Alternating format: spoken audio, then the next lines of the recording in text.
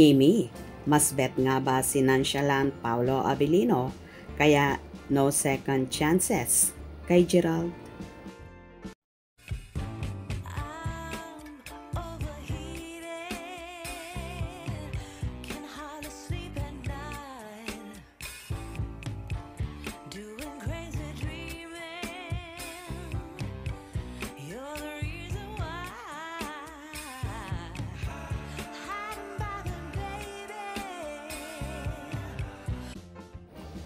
Naging usap-usapan ang pagbeso ni Gerald Anderson kay Kim Chiu sa ginanap na Star Magical Christmas Ball.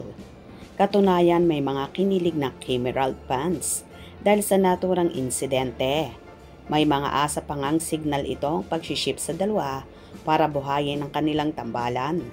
Isa namang Kim Gerald fan ang nag-wish na magbalik ang tandem nila na may pa-crying emoji pa. Sa kanya namang ex-social media account, hindi napigilan ng Chinita Princess na mag-react sa muling pagkakaugnay sa Kim Gerald. Say niya, nakakaloka yung feed ko ah. Kung makapag-relapse, akala mo talaga di tayo niloko. 15 years ago. Ha ha ha ha. Char, na char. Umani naman ang samot-saring reaction ang kanyang take sa muling pakikipag-ship sa kanya kay G. Hirit ng kibitser, di raw bet ni Kim na balikan pa si Gerald dahil mas feel nito si Paolo Avellino. Ito ang ilan sa komento ng mga nagmamarisol. Go Kimi Sue! Sumakit na mata namin kakapanood ng mga relapse nila sa Facebook, TikTok at Instagram. Nice one Kimi! There's no coming back. Hashtag Kim Pao lang.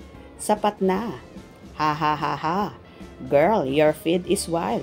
Parang collective amnesia. Mama, di ba nga po, dapat doon? Ha ha ha ha ha ha. OMG, ha ha. Kaya walang mag-relapse. Coming from Kimi herself.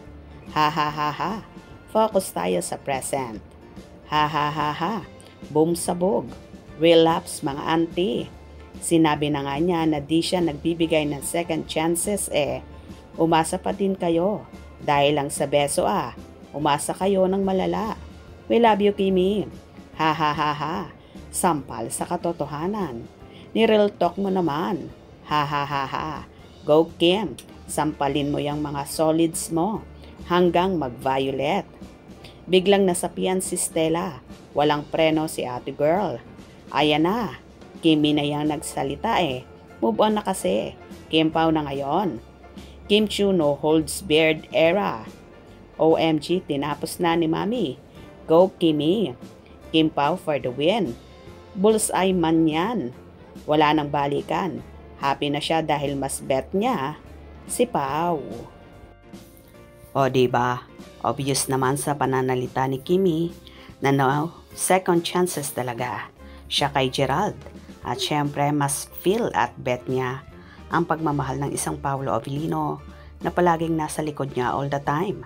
Grabe mag-alaga, magmahal at palaging nagbibigay ng advices sa dalaga.